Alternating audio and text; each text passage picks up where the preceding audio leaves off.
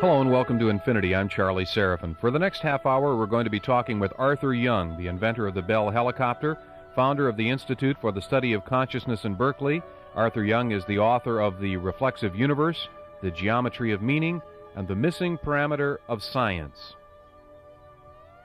For most of your adult life, you have been a scientist, and you have been associated with the scientific community. There are things that science doesn't explain, and you have suggested that some of those things are explained in other areas. Could we talk about the relationship, if there is one, between science and astrology? Well, the one that I think is a good one to begin on, because it doesn't have anything to do with whether astrology is true or not, is that astrology deals with different kinds of relationship. By relationship, I mean you have a certain relation to your wife or your partner, which is of an equal footing relationship, but you might have a different relation, or you do have a different relation to, let's say, your dog. It's still a different relationship to things like libraries and trolley cars. Now, and again, a different relationship to your boss. Now, astrology sets up a scheme of relationship that is inherently logical, and among those relationships, science deals with only one or two, or possibly three. So, from this point of view, astrology includes the kind of relationship that science deals with, but science does not include the scope of astrology. Why does science and why do scientists exclude astrology? Well, that's because it's not open to the repeatable test. But it doesn't try to be. That's peculiar to science. You wouldn't make repeatable tests on your wife. You don't make repeatable tests on a joke. There are a whole lot of things to which the criterion of the repeatable test doesn't apply. And those things are possibly dealt with by astrology. I won't say they're correctly dealt with, but there's an open there's a possibility there, and you have to note different things. The repeatable test is often erroneous if applied to life. Viz. The CIA. I mean, they've been giving us a lot of information. Often it ends up wrong, as in the Bay of Pigs and various other things. I don't want to get into a political discussion, but information alone is not enough. Now, science doesn't even make the necessary categorical distinction between, let's say, facts and information. Facts per se don't lead you anything. Maybe I should say between facts and theories. Science certainly deals with theories, and it certainly deals with facts.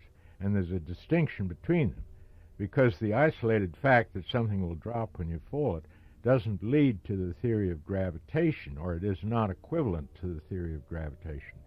The theory of gravitation is made when you've made a number of experiments and you generalize, and you say there's a law that this will always occur. Then it becomes the repeatable test. But other things can't be repeated. And if you were to define astrology at all, you would have to say that it's just the opposite of the repeatable test.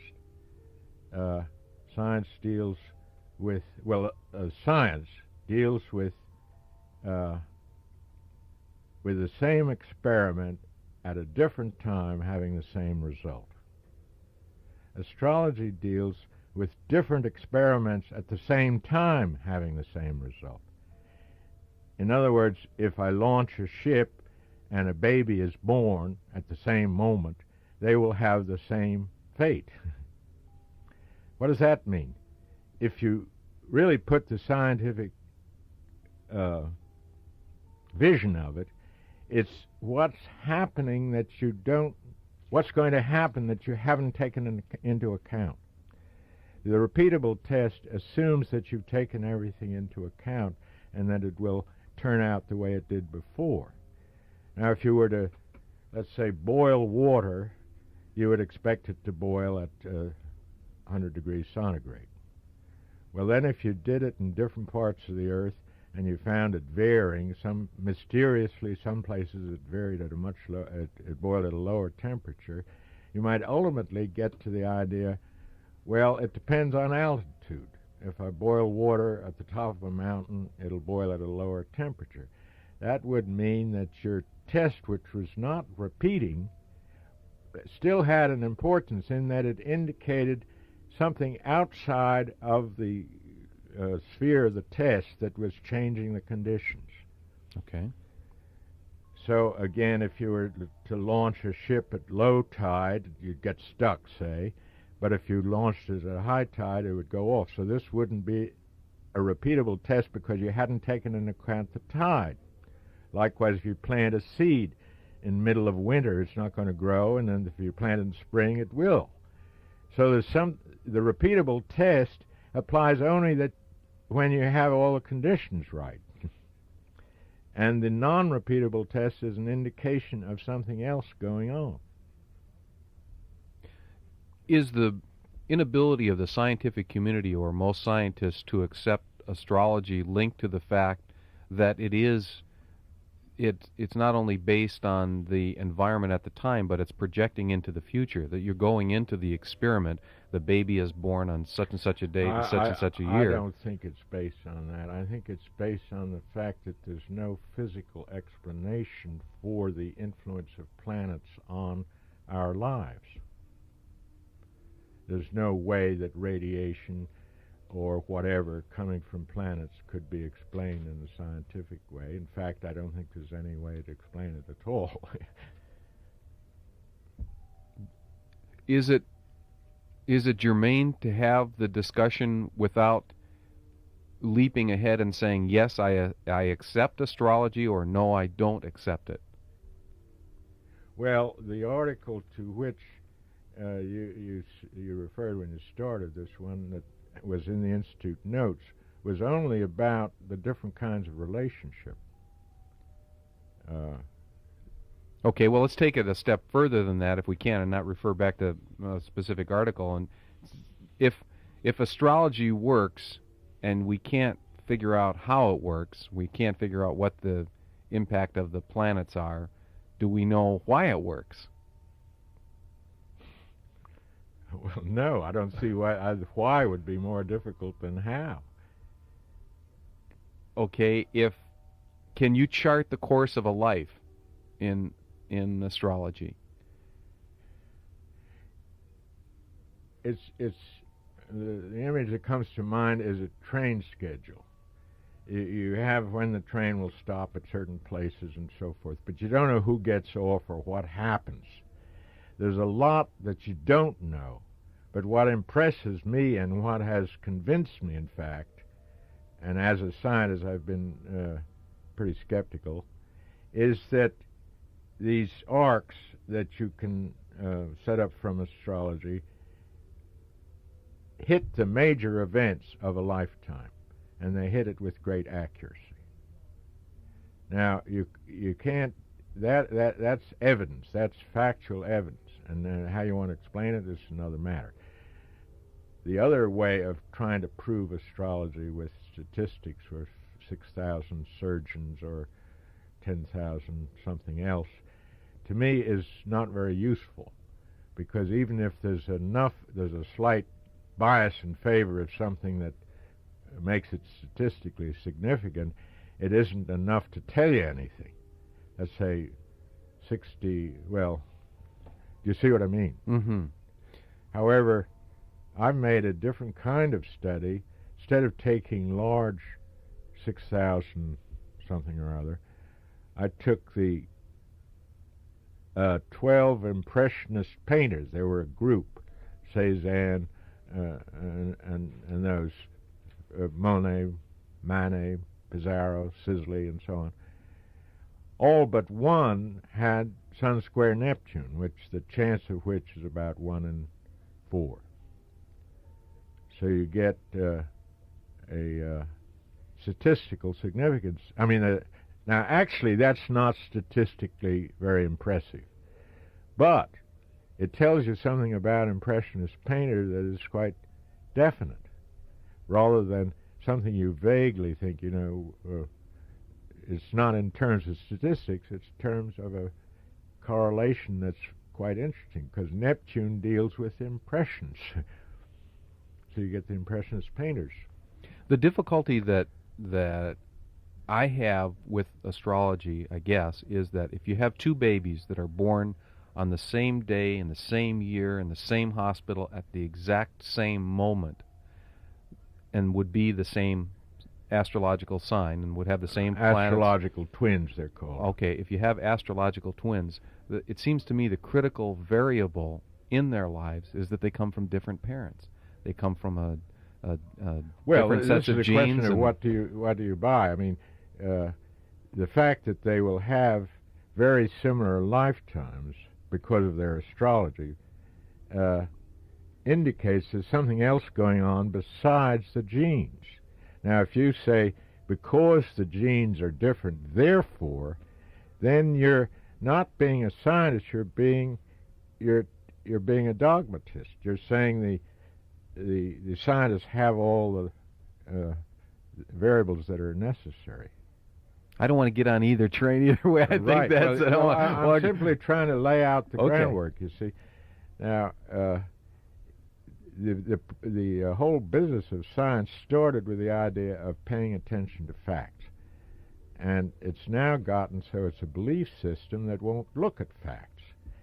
And you get things like ESP, which not only have been rigidly proved by all these methods and so on, but everyone has had, most people have had ESP experiences.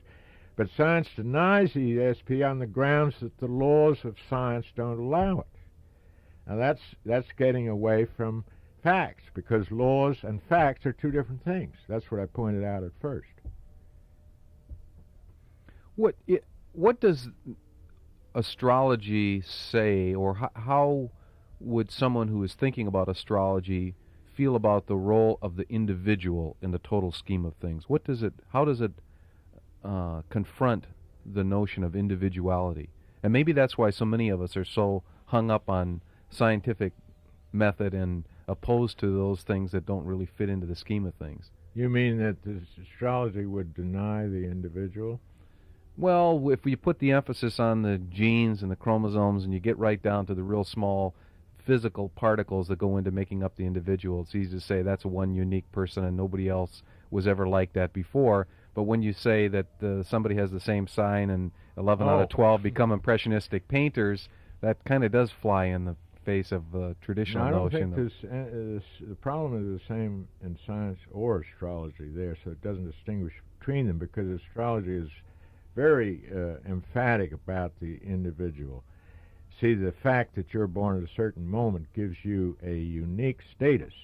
Now, maybe somebody else is born at that same moment. Well, they have another unique status, but they're not identical, but the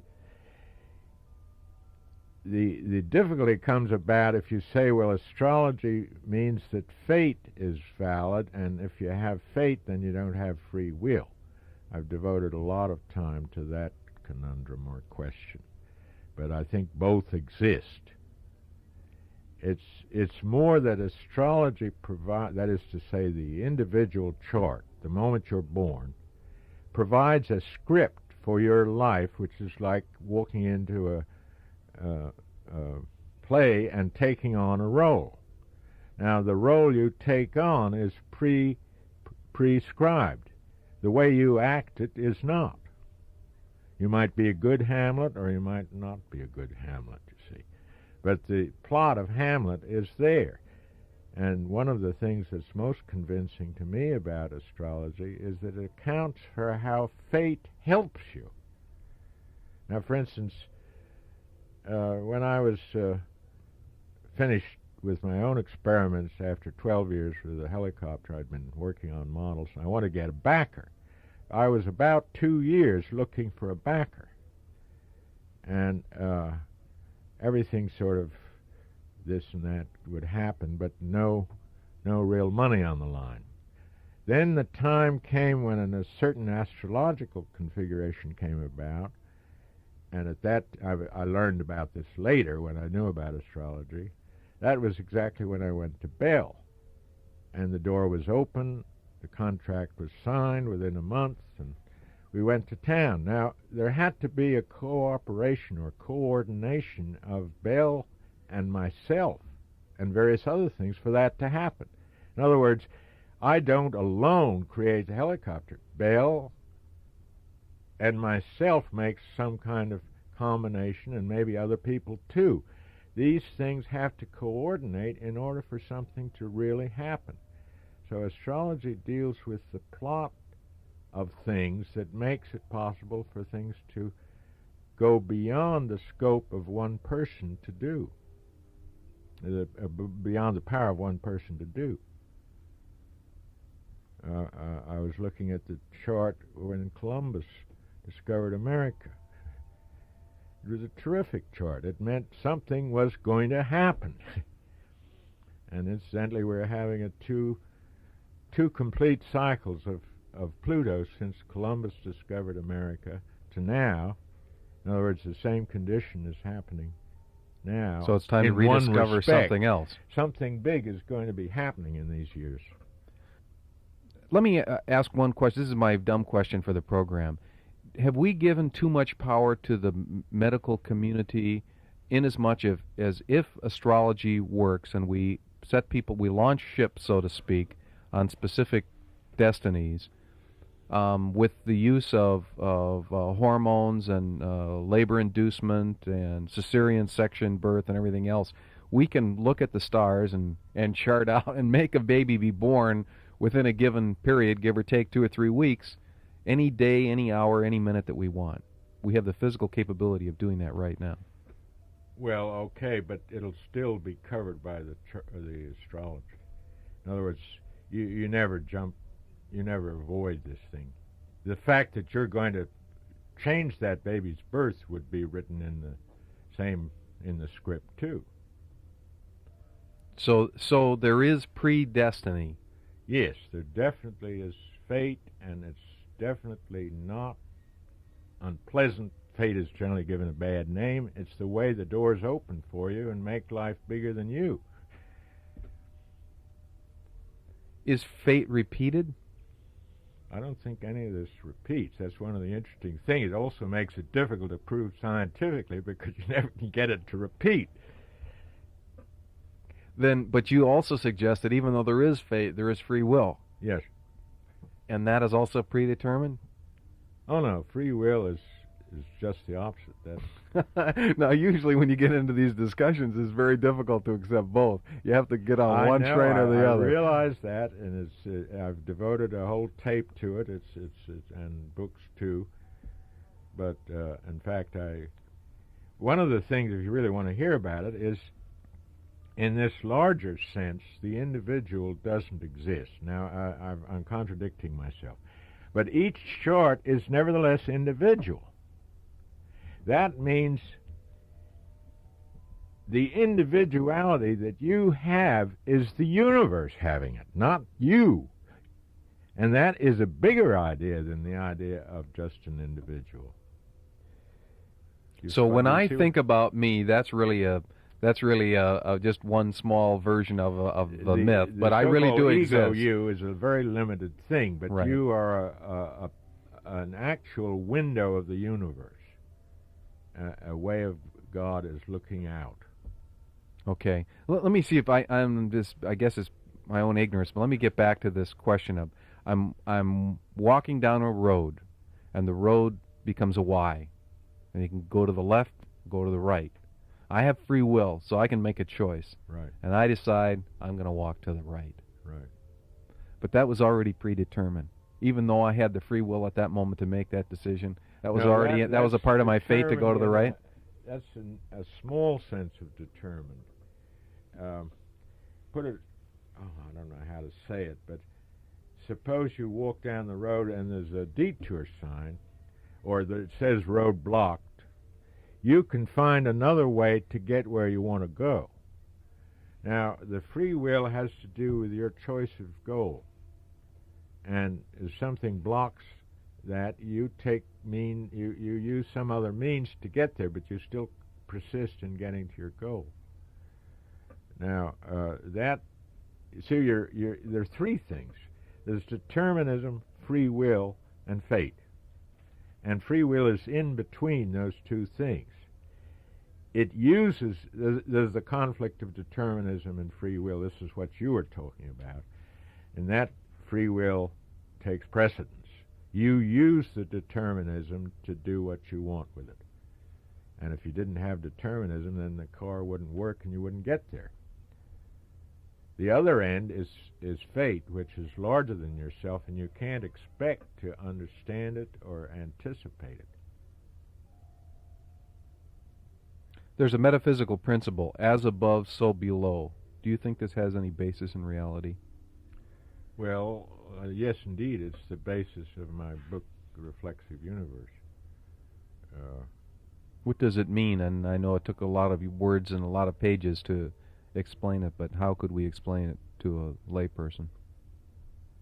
Well, that the process of the universe is repeated on every level. For instance, the process of universal evolution, which includes everything from nuclear particles to man, is repeated in the animal kingdom from the amoeba to the horse, shall we say. And even in one department of the animal kingdom, if you take just the vertebrates, it's repeated from the lancet, which is a sea-living creature that just looks like just a little squiggly thing, evolves to the higher mammals.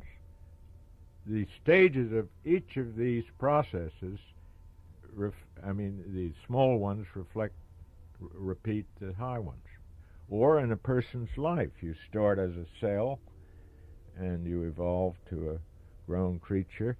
Now, the plant stage of the human occurs in the mother's womb. This is when most of the growth occurs.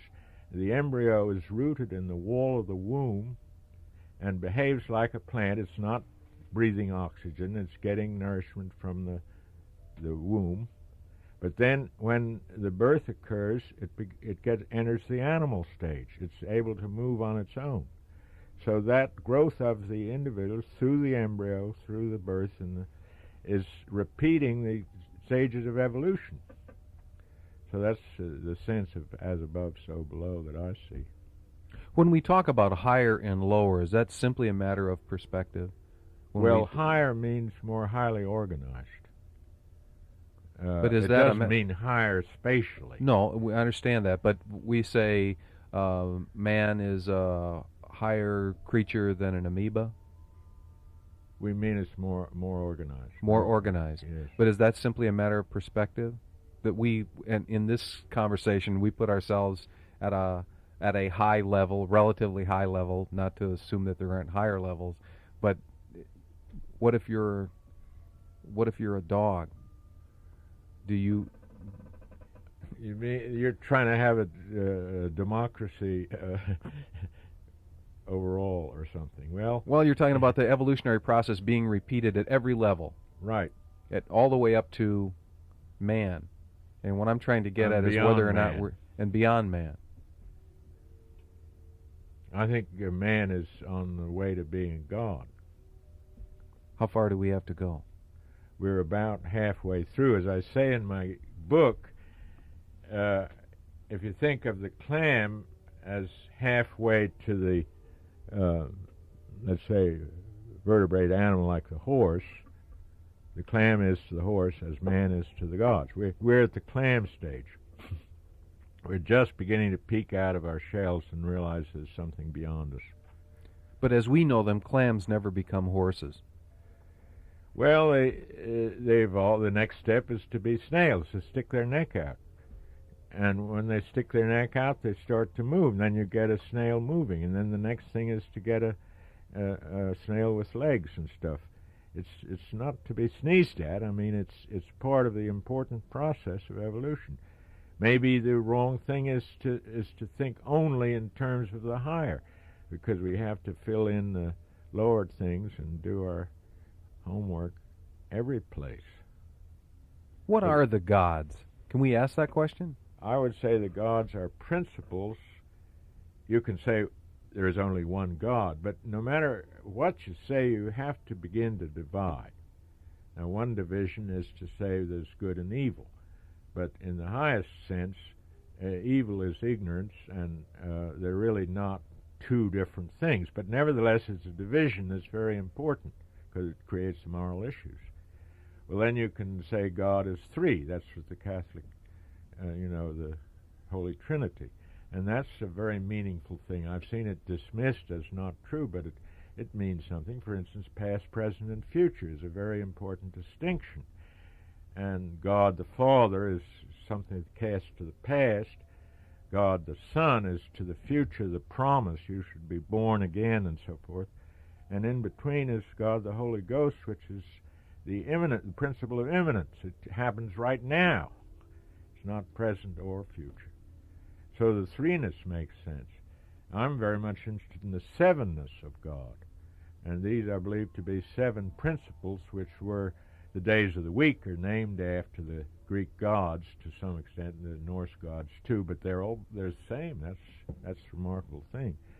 They have the same functions, like Frida is Venus.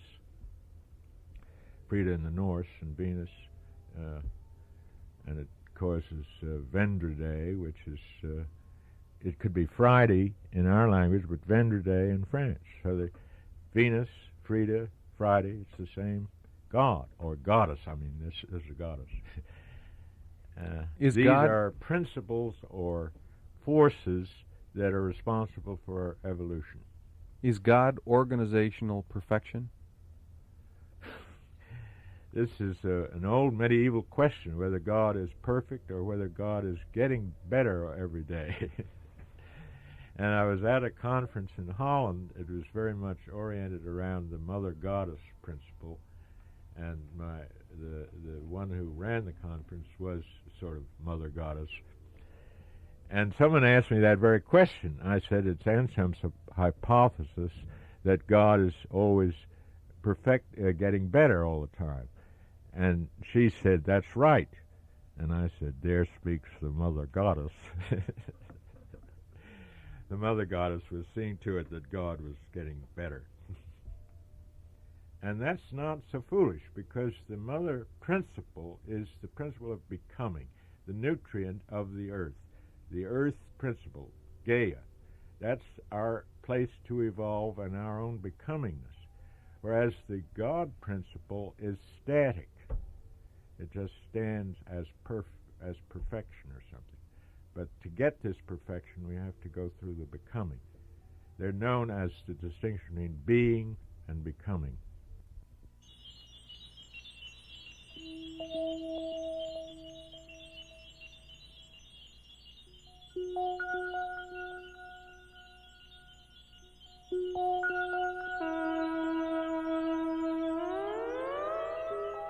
This is Infinity. Remember to keep your mind open and listen to your heart. I'm Charlie Seraphin. Thank you for listening.